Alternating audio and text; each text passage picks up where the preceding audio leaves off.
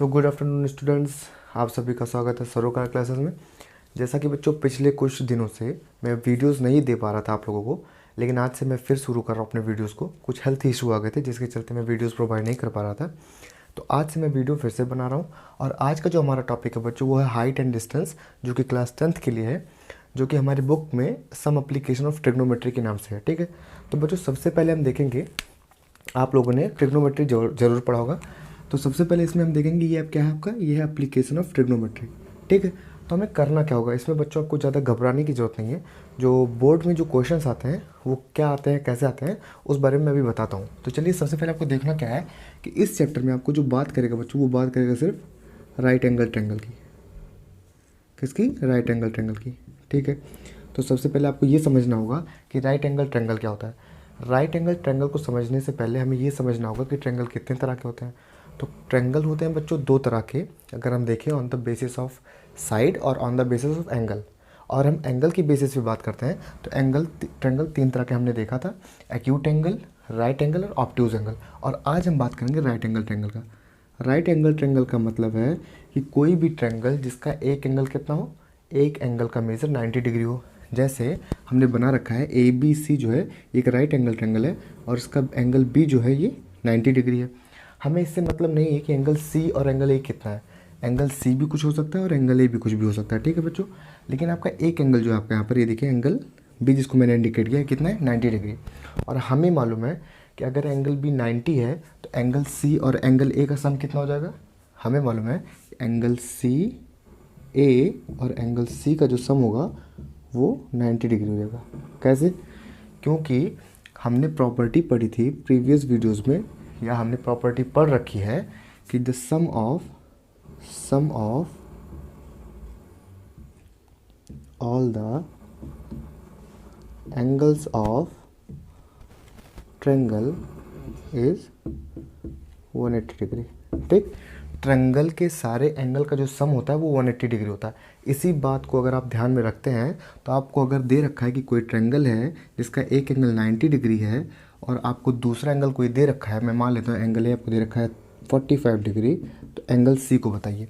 तो आप क्या एंगल सी को बता सकते हैं? अगर आप एंगल सी को बता सकते हैं तो आप कमेंट बॉक्स में करिएगा कमेंट। चलिए देखिए, एंगल सी को निकालने के लिए बच्चों हम क्या करेंगे, क्योंकि हमें मालूम है कि प्रॉपर्टी हमारे पास क्या है कि the sum of the angles of a triangle is 180। इसका मतलब अगर हम angle A plus angle B plus angle C is equals to 180 रख देते हैं और जो गिवन वैल्यूज उसको पुट करते हैं, एंगल ए आपको कितना दे रखा है 45 डिग्री प्लस एंगल बी आपको कितना दे रखा है that is 90 degree plus angle C आपको फाइंड आउट करना है, तो आपने एंगल सी यहाँ रख दिया इज इक्वल्स टू 180 डिग्री। ठीक है, इसके बाद आपको क्या करना है, इन दोनों को ऐड कर लेना है। चलिए इसको हम ऐड करते थे, यहाँ पर हमारा गया 5 और 9 13 is equals to angle C is equals to 180 degree. और इसको आप सॉल्व करेंगे तो 180 degree minus 135 degree that is angle C. तो एंगल सी आपका कितना आ गया, 180 माइनस 135 40 और 40 दैट इज़ 45। तो आपका ये कितना आ गया एंगल, एंगल सी आपका आ गया 45 डिग्री। और अगर हम बात करें इन सब के एंगल के सम की तो हम कितना पा रहे हैं 180 डिग्री। तो इस तरह हम किसी राइट एंगल ट्रायंगल में या किसी भी ट्रायंगल में अगर हम बात करें उसके एक एंगल को फाइंड आउट करना है, दो एंगल आपको दे रखा है तो आप एंगल सम प्रॉपर्टी से उसके उस एंगल को फाइंड आउट कर सकते हैं। और ये जो सम एप्लीकेशन ऑफ ट्रिग्नोमेट्री है या द हाइट या डिस्टेंस चैप्टर है, इस चैप्टर में हमें बेसिकली फाइंड आउट करना होगा या बेसिकली डिस्कस करना होगा किस पर, एक राइट एंगल ट्रायंगल पर। ठीक है, राइट एंगल ट्रायंगल। ठीक है, तो राइट एंगल ट्रायंगल एक ऐसा ट्रायंगल होता है जिसका एक एंगल 90 डिग्री होता है और उसके दो एंगल कैसे हैं उस पर हमें कोई मतलब नहीं है, हमें बस एक एंगल 90 होना चाहिए। चलिए अब इसके बाद हम डिस्कस करते हैं कि अगर आपका एक एंगल 90 है, दूसरा एंगल जो आपका ये है 45 डिग्री जिसको हमने ए से इंडिकेट किया है, सी है 45 डिग्री। अब अगर हमें बात करना होगा कि एक राइट एंगल ट्रायंगल में तीन चीज़ें होती हैं, जैसे अगर हम ए बी की बात करें तो ए बी यहाँ पर क्या है, बेस है। बी सी की बात करें तो बी सी क्या है, यहाँ पर हाइट है। और ए सी की बात करें तो क्या है, ये हाइपोटेन्यूस है। ठीक, तो हमने देखा कि एक राइट एंगल ट्रायंगल में जो ए बी है वो बेस है, जो बी सी है वो हाइट है और जो ए सी है वो हाइपोटेनिस है। तो कैसे हम किसी भी राइट एंगल ट्रायंगल के बेस, हाइट और हाइपोटेनिस को आइडेंटिफाई करेंगे, उस पर हमारा डिस्कशन आता है। तो चलिए हम डिस्कस करते हैं। जो जैसा हम लोगों ने देखिए, हमने दो ट्रायंगल बना रखा है, एक ए नाम जिसको दे रखा है और एक फिगर बी दे रखा है। इन दोनों ट्रायंगल में अगर हम बात करते हैं ये राइट एंगल है या नहीं है, सबसे पहले आपके पास क्वेश्चन ये है कि ये दोनों ट्रायंगल राइट एंगल है या नहीं है। तो इस चीज़ को हम देख कर ही बता सकते हैं कि राइट एंगल है, क्योंकि हमने यहाँ पर आइडेंटिफाई कर रखा है कि इस ट्रायंगल फिगर ए में जो ट्रायंगल ए बी सी है इसका एक एंगल 90 डिग्री है। ठीक है। सिमिलरली अगर हम बात करें फिगर बी की, तो इसमें जो पी क्यू आर ट्रायंगल है इसमें एंगल पी कितना है, 90 डिग्री है। तो बड़े सिंपली हम कह सकते हैं कि ये दोनों ट्रायंगल क्या है, एक राइट एंगल ट्रायंगल है। अब इसके बाद अगर मैं बात करता हूँ कि अगर आपका एंगल ए ये आपका 30 डिग्री दिया है बच्चों, तो आप एंगल सी को फाइंड आउट करिए, पहला क्वेश्चन। और दूसरा क्वेश्चन ये बताइए कि अगर एंगल ए 30 डिग्री है तो एंगल ए के रिस्पेक्ट में हाइट क्या होगा और बेस क्या होगा और हाइपोटेनियस क्या होगा। ठीक है। पहला क्वेश्चन यहाँ से आपको दो चीज़ आइडेंटिफाई करना है फिगर 1 से। फिगर ए से क्या करना है, पहला find angle C and also find out क्या क्या चीज़, base, hypotenuse and height of triangle ABC, जो कि राइट एंगल है। मैं राइट एंगल लिख दे रहा हूँ यहाँ पर, with respect to angle A. Angle A के रिस्पेक्ट में आपको ये चीज़ें फाइंड आउट करनी है। अब चलिए ट्रायंगल बी में हम आ जाते हैं, या फिगर बी में हम आ जाते हैं, जो ट्रायंगल क्या आपका पी क्यू आर। और इस ट्रायंगल में हम अगर आपको दे देते हैं angle R is equals to 45 degree, तो आपको फाइंड आउट करना है angle Q, find angle Q पहला, और दूसरा फिर वही क्वेश्चन कि आपको एंगल आर के रिस्पेक्ट में with respect to angle R find out height, hypotenuse and base। ये दो क्वेश्चन है यहाँ पर बच्चों। तो चलिए आप लोग अगर नोट डाउन कर लीजिए इसे, और आप लोग कमेंट बॉक्स में ज़रूर बताइएगा, मैं आपको डिस्कस करता हूँ। तो चलिए आ जाते हैं बी में। बी में अगर यहाँ पर 45 है तो ये आपका कितना हो जाएगा, 45 हो जाएगा आपका एंगल सम प्रॉपर्टी से। और यहाँ पर अगर हम बात करें आर के रिस्पेक्ट में, आर अगर देखते हैं कि आर से बेस क्या होगा और आर से ही हाइट क्या होगा, तो हाइपोटेनस तो आपको 90 के सामने वाला ही आपका हाइपोटेनस हो गया, सबसे पहली बात। ठीक बच्चों। और आर अगर देखें तो आर से सटा हुआ आर्म क्या है, आर से लगा हुआ आर्म है पी आर, तो ये आर्म क्या हो जाएगा आपका, बेस हो जाएगा। ठीक। और जो इसके सामने बच गया वो आपका हाइट हो जाएगा। तो इस तरह आपने बेस और हाइट को आइडेंटिफाई किया। इस चीज़ को ज़रूर ध्यान में रखें, क्योंकि बच्चों कन्फ्यूज़न यही होता है कि अगर आपको दे दिया गया 45, अब आप क्या करते हैं, आप इसको बेस ले लेते हैं और इसको हाइट ले लेते हैं, क्वेश्चन वहीं पर गलत हो जाता है। तो आपको ध्यान ये रखना है कि जब कभी भी आपको जो एंगल आपको गिवन है उससे जो लगा हुआ आर्म होगा वो आपका हमेशा बेस होगा। ठीक है। और जो बच रहा होगा वो आपका हाइट होगा। इतनी चीज़ अगर आपको ध्यान है तो आप हाइट, बेस और हाइपोटेनस को बड़े आसानी से आइडेंटिफाई कर सकते हैं। चलिए अब हम बात करते हैं कि यहाँ ट्रिग्नोमेट्री, एप्लीकेशन ऑफ ट्रिग्नोमेट्री कह रहा है, तो इसमें ट्रिग्नोमेट्री का क्या रोल है। तो बच्चों अगर ट्रिग्नोमेट्री की बात करें कि ट्रिग्नोमेट्री का क्या रोल है इन क्वेश्चंस में, तो ट्रिग्नोमेट्री का रोल इतना है कि अगर आपको दे रखा है, आपको पढ़ना क्या होगा, ट्रिग्नोमेट्री की क्या क्या इसमें रूल्स लग रहे होंगे, बस इतना आपको ध्यान रखना होगा। आपको सबसे पहले किसकी वैल्यू, साइन, कॉस और टेन, साइन कॉस टेन से रिलेटेड जितनी भी वैल्यूज़ हैं उनको आपको याद कर लेना होगा। जैसे साइन 0 डिग्री पे कितना होता है, साइन 30 डिग्री पे कितना होता है, 45 पे कितना होता है, 60 पे कितना होता है और 90 पे कितना होता है। ये वैल्यूज़ आपको याद कर लेना होगा। चलिए कुछ वैल्यूज़ मैं आपको बता देता हूँ कि साइन की जो 0 पे वैल्यू होती है वो 0 होती है, 1/2, 1/√2, √3/2 और 1। ठीक है। उसका जस्ट हम अपोजिट करते हैं 1 √3/2, उधर वाले को इधर, इधर वाले को इधर, जस्ट हमने लिखना शुरू किया और हम पा गए कॉस की वैल्यू। अब साइन अपॉन कॉस करेंगे तो हम पा जाएंगे टेन की वैल्यू, तो वो 0/1, 0, this upon 1, √1/√3, this upon this 1, ये आपका √3 और ये फिर इन्फिनिटी। इतनी वैल्यू अगर आपको याद है तो हाइट एंड डिस्टेंस में आपका कोई भी क्वेश्चन गलत नहीं होगा। और मेनली आपको जो वैल्यूज़ याद रखनी है वो आपको टेन की ये वैल्यू और ये वैल्यू याद रखनी है। tan की 30 डिग्री पे, 45 डिग्री पे और tan की 60 डिग्री पे क्या वैल्यूज़ होती हैं, अगर ये वैल्यूज़ आपको याद हैं तो आप बड़े आसानी से हाइट एंड डिस्टेंस के जो भी क्वेश्चंस आएंगे आपके सामने, आप उन्हें बड़े इजीली कर सकते हैं। ठीक है, तो चलिए अब यहाँ पर हमें क्या करना होगा, कैसे क्या करना होगा। इसमें देखिए दो चीज़ें हैं, आपको एक ध्यान देना होगा कि एंगल ऑफ एलिवेशन क्या होता है, एंगल ऑफ एलिवेशन और एंगल ऑफ डिप्रेशन। ठीक है, इन दो टर्म्स पे हमें थोड़ा फोकस करना होगा कि एंगल ऑफ एलिवेशन क्या होता है बच्चों और एंगल ऑफ डिप्रेशन क्या होता है।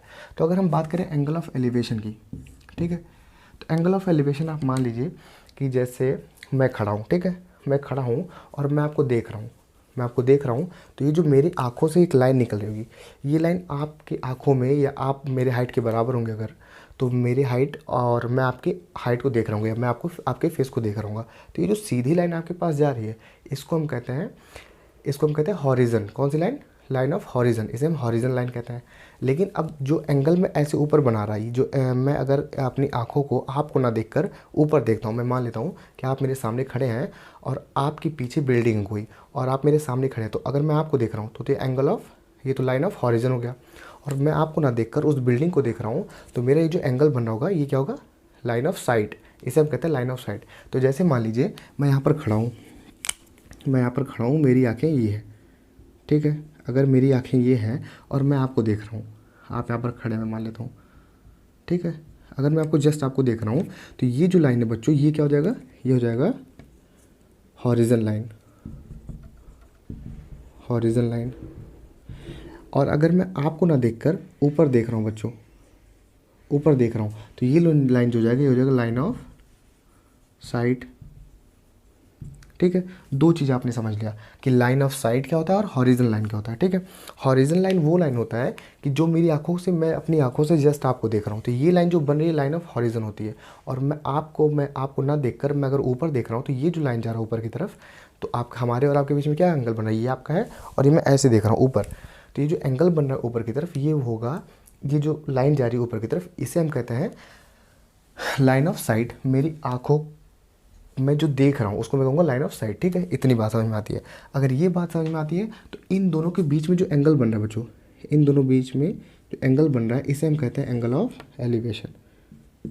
एंगल ऑफ एलिवेशन, इतना सिंपल है एंगल ऑफ एलिवेशन।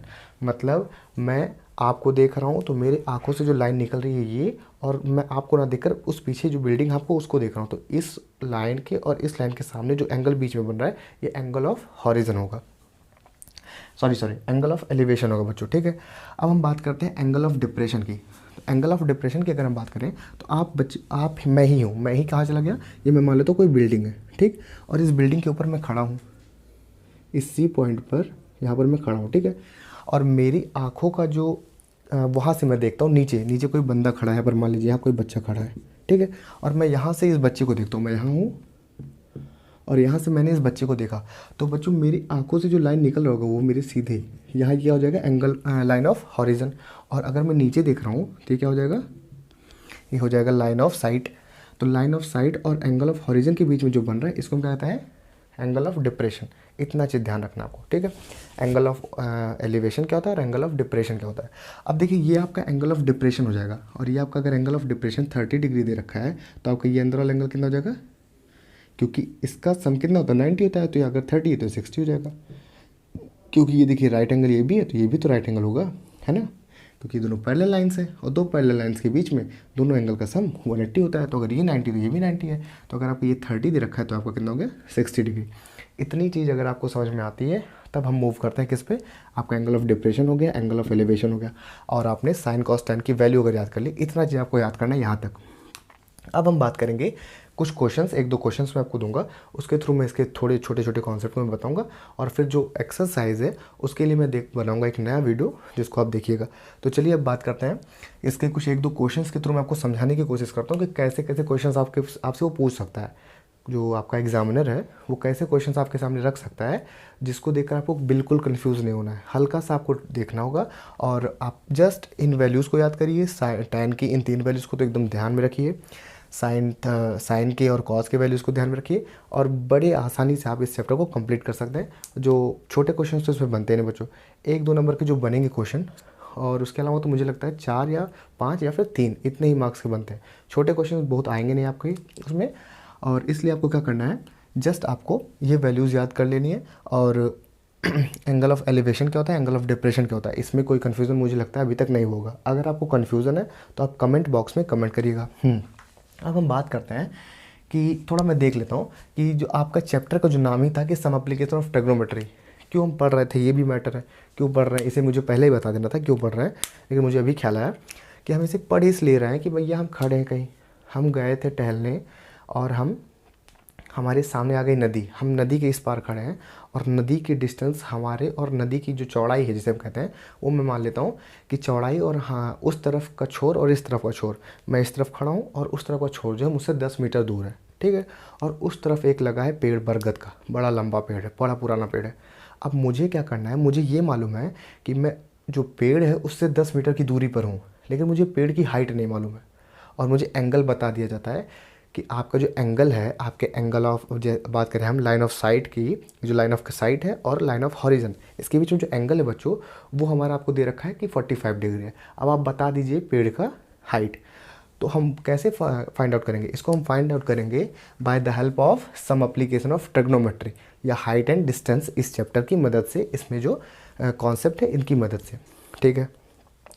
अब ये सब तो हो गया, अब चलिए को एग्जाम्पल देखिए और उस एग्जाम्पल के माध्यम से कैसे हम क्वेश्चन को करते हैं उसको देखिए। तो देखिए बच्चों, आपके सामने पहला एग्जाम्पल है, angle of elevation of the top of a tower from a point on the ground which is 30 metre away from the foot of the tower is 30 degree, find the height of the tower.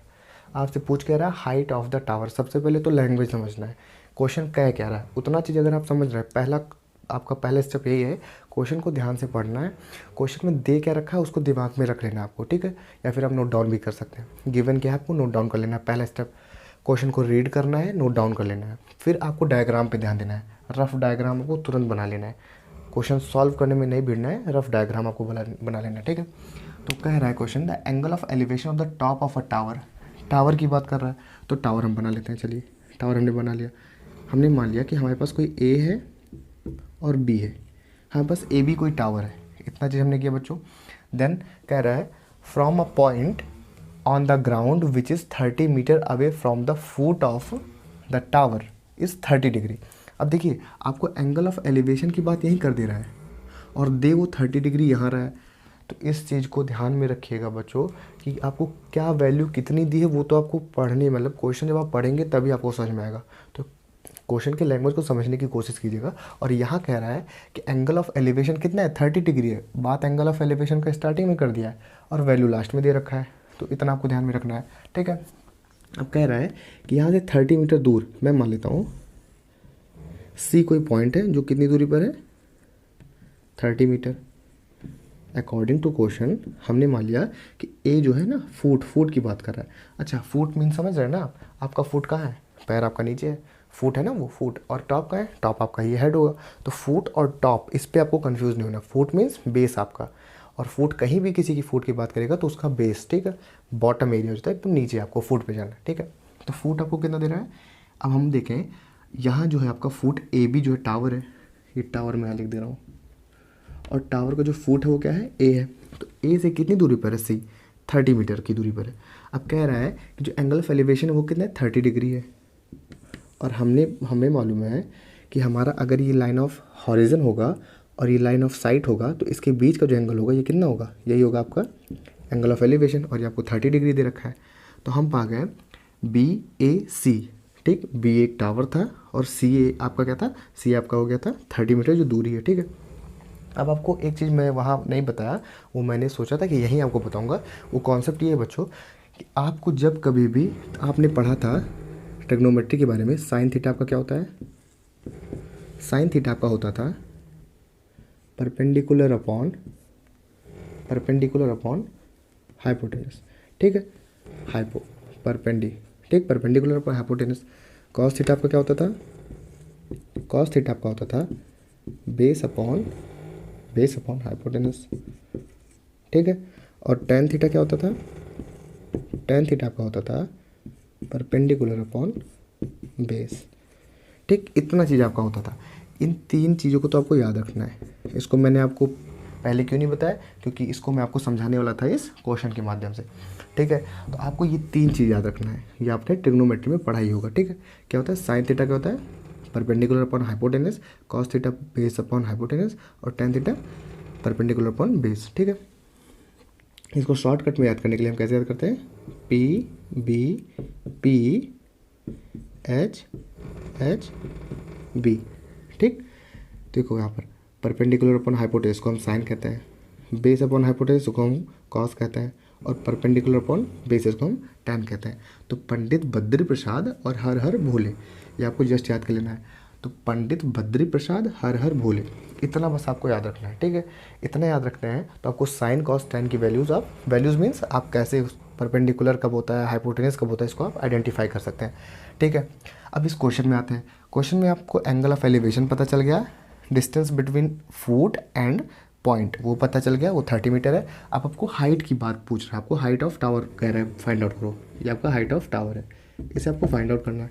तो आप क्या करेंगे, आपको मालूम है ये क्या है आपका, ये हाइट है, हाइट मीन्स परपेंडिकुलर, और ये आपको क्या है, बेस है। तो 3 चीज़ें हैं यहाँ पर बच्चों, इस पूरे क्वेश्चन में 3 चीज़ें आपको गिवन है। 3 चीज़ों पर ही पूरा क्वेश्चन अटका है। मतलब 2 चीज़ें तो गिवन है आपको, 2 चीज़ें क्या क्या है, वो आपको बेस है और एंगल ऑफ एलिवेशन है, और तीसरा चीज़ जो आपको फाइंड आउट करना है वो है हाइट। तो अब देखिए यहाँ जाइए, साइन थीटा क्या होता है, perpendicular upon hypotenuse, cos base upon hypotenuse, और tan परपेंडिकुलर अपॉन बेस। इन तीनों में आप देखिए 3 चीज़ें, ये 1 2 और 3, 1 2 और 3, 1 2 और 3। ठीक है, इन तीनों फार्मूले में 3 ही चीज़ें हैं, इनमें से 2 चीज़ें आपको दे रखी है और एक चीज़ें मिस है। एक चीज़ जो मिस है वो आप इसको लगा के फाइंड आउट कर सकते हैं। देखिए यहाँ पर आपको हाइपोटेनस की बात कर, हाइट की बात कर रहा है, हाइट मीन्स परपेंडिकुलर यहाँ देख लीजिए, और यहाँ बेस की बात कर रहा है, बेस आपको ये देख लीजिए। आपको देखिए थीटा यहाँ पर दे रखा है, थीटा दे रखा है, बेस आपको दे रखा है, बेस दे रखा है, परपेंडिकुलर नहीं दे रखा है, और परपेंडिकुलर आपको निकालना है। तो आपको ये देखना होगा कि इन साइन कॉस tan में हमें निकालना क्या है। और जब कभी भी आपको बेस नहीं दिया है, सॉरी, जब कभी भी आपको बेस दे रखा है और हाइट नहीं दे रखा है, तो क्या आपको लगाना होगा, tan लगाना होगा। बेस दे रखा है, हाइट नहीं दे रखा है, और थीटा दे रखा है। ठीक है, तो आप tan लगा देंगे, बड़े आसानी से आप निकाल सकते हैं इसके हाइट को। ठीक है, तो अगर मैं बच्चों यहाँ पर tan थीटा को कितना दे रखा है, यहाँ थीटा जो है, यहाँ थीटा कितना है, 30 degree, is equals to what, perpendicular upon base. तो परपेंडिकुलर अपॉन बेस कितना दे रखा है, 30। ठीक है, अब देखिए साइन tan 30 पे कितना होता है, tan 30 पे होता है 1/√3 is equals to perpendicular upon 30। 30 को हमने मल्टीप्लाई किया, तो 30 को मल्टीप्लाई किया 30/√3 इज इक्वल्स टू परपेंडिकुलर। ठीक है, और 30/√3 को हम क्या लिख सकते हैं, इसको हम लिख सकते हैं √3 इंटू √3 इंटू 10/√3। √3 से √3 कट गया, तो आंसर आपका क्या आ गया, 10√3 मीटर या सेंटीमीटर, जो भी आपको क्वेश्चन में गिवन है। ठीक है, तो आपका हाइट कितना आ गया, 10√3। तो इस तरह आप निकाल सकते हैं हाइट ऑफ टावर। ये आपका हाइट ऑफ टावर क्या आ गया, ये आपका आ गया 10√3, और ये मीटर में है तो ये मीटर। ठीक है, तो क्वेश्चन में करना कुछ नहीं था बच्चों, सिंपल आपको पढ़ना है क्वेश्चन, क्वेश्चन में गिवन क्या है उसको ध्यान में रखना है, देन आपको ऐड करना है। जस्ट पहले तो आपको रफ डायग्राम बना लेना है, और रफ डायग्राम बनाने के बाद आपको लगाना क्या है, आपको 3 ही चीज़ लगाना है, या तो आपको साइन लगाना है, या तो कॉस लगाना है, या तो tan लगाना है। अब साइन कॉस tan में लगाना क्या है, उस पर आपको करने के लिए सबसे पहले आपको देखना होगा गिवन क्या है।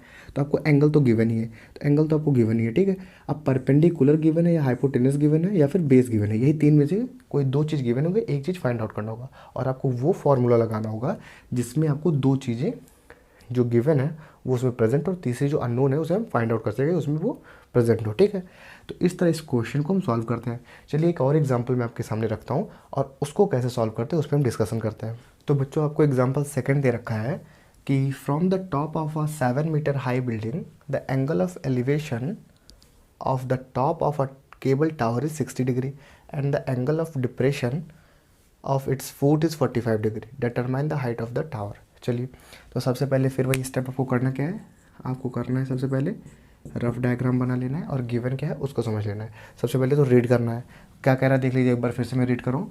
From the top of a 7 metre high building, 7 metre high building आपके पास सबसे पहली चीज़। तो 7 मीटर हाई बिल्डिंग है तो हम बना लेते हैं। चलिए 7 मीटर हाई बिल्डिंग इसे मैंने बना लिया। ठीक, मैंने मान लिया ए बी जो है एक बिल्डिंग है जो 7 मीटर हाई है, सबसे पहली चीज़। फिर आगे देखते हैं, the angle of elevation of the top of a cable tower is 60 degree and the angle of depression of its foot is 45 degree. यहाँ दो चीज़ें दी हैं, आपका एक बिल्डिंग है और दूसरा आपके पास एक टावर है। ठीक है, तो हमने बना लिया एक टावर, हमने एक टावर बना लिया। चलिए ठीक, हमें बच्चों मालूम है जैसा कि टावर जो होता है वो क्या होता है, बिल्डिंग से लंबा होता है, तो नेचुरल सी चीज़ है ना, आपने देखा होगा प्रैक्टिकली। ठीक, तो टावर हमें लंबा बना लेना है और बिल्डिंग को उससे छोटा बना लेना है। तो टावर हमने लंबा बना लिया और टावर को हमने नाम दे दिया पी क्यू। ठीक, पी क्यू आपका टावर है। अब क्या कह रहा है, from the top of a 7 metre high building, top of 7 metre high building क्या है, ये आपका फुट है और ये आपका टॉप है। तो 7 मीटर हाई बिल्डिंग का जो टॉप है वहाँ से अगर कह रहा है the angle of elevation of the top of a cable tower is 60 degree. ठीक है, यहाँ ध्यान दीजिएगा, from the top of a 7 metre high building, 7 metre high building है, मैंने लिख दिया। मैं बार बार पढ़ रहा हूँ क्वेश्चन इसलिए ताकि आपको चीज़ें समझ में आए। ठीक है, करना क्या है, from the top of a 7 metre high building, 7 metre high building है, 7 मीटर लंबा एक बिल्डिंग आपका। The angle of elevation of the top of a cable tower is 60 degree and the angle of depression of its foot is 45 degree. अब देखिए यहाँ से अगर हम बात करें टॉप ऑफ टावर की, ठीक है, यहाँ से अगर हम बात करें टॉप ऑफ टावर की तो कितना गिवन है वो, the angle of elevation of the top of a cable tower is 60 degree. आपको कितना गिवन है, ये आपको 60 डिग्री गिवन है। ठीक, मैं बार बार क्वेश्चन इसलिए पढ़ रहा हूँ बच्चों ताकि आप यहाँ से ना बना दें, यहाँ से आप एंगल ऑफ एलिवेशन ना बना दें। एंगल ऑफ एलिवेशन जो यहाँ दिया है देखिए यहाँ पर, from the top of a 7 metre high building, 7 metre high building आपने बनाया और उसका टॉप आपका बी पॉइंट है। The angle of elevation of the top of a cable tower is 60 degree. अब देखिए केबल का टॉप ऑफ कहाँ है पावर, जो आपका ये टावर का टॉप पार्ट है वो क्यू है, तो यहाँ से क्यू पार्ट का जो है वो कितना है 60 degree and the angle of depression of its foot is 45 degree. ठीक है, अब दूसरा कह रहा है कि जब टॉप से जो एंगल ऑफ डिप्रेशन है देखिए यहाँ से एक कितना दे रखा है, ये दे रखा है आपको 45 डिग्री, आपको 45 डिग्री दे रखा है। ठीक है, और हमने बात किया था कि एंगल ऑफ डिप्रेशन आप कैसे पहचानेंगे। एंगल ऑफ डिप्रेशन या एंगल ऑफ एलिवेशन आपको पहचानने का जो तरीका है वो ये है कि आपको सबसे पहले पता करना होगा क्या, आपको हॉरिजन लाइन। तो हॉरिजन लाइन क्या होगा, आग के सामने जो लाइन गई होगी वो हॉरिजन लाइन होगी। और फिर आप देख कहाँ रहे हैं, आप ऊपर देख रहे हैं या नीचे देख रहे हैं, तो लाइन ऑफ साइट जिसे हम कहते हैं। तो लाइन ऑफ साइट अगर आपका नीचे है और हॉरिजन लाइन ये है तो इसके बीच जो एंगल बन रहा है आपका क्या होगा, ये डिप्रेशन होगा। लेकिन अगर आप ऊपर देख रहे हैं और आपका हॉरिजन लाइन ये है तो एंगल ऑफ एलिवेशन कहलाएगा। इतना चीज़। अब देखिए बच्चों यहाँ पर आपको ये दे रखा है एंगल ऑफ डिप्रेशन, अगर ये आपका 45 है तो ये आपका कितना हो जाएगा 45 डिग्री। कैसे, क्योंकि देखिए बी और एम अगर हम मान लें यहाँ पर तो बी एम जो है ये पैरेलल है ए पी के। ठीक है, तो जब दो लाइन पैरेलल होती है और एक लाइन बी की पी जो है ये आपका ट्रांसवर्सल की तरह बिहेव कर रहा है, तो अगर ये अल्टरनेट इंटीरियर की तरह कारण ये आपका 45 to 45 हो जाएगा। ठीक है, अब देखिए इस ट्रायंगल में अगर हम बात करें ए पी बी की, तो इस ट्रायंगल में हमारा देखिए 7 मीटर ये दे रखा है और आपका एक एंगल दे रखा है, और आपको पता क्या करना है, आपको पता करना है बेस। यहाँ से ये दूरी अगर हम पता कर लें और यही दूरी होगी जो, यही दूरी यहाँ पर आ जाएगी।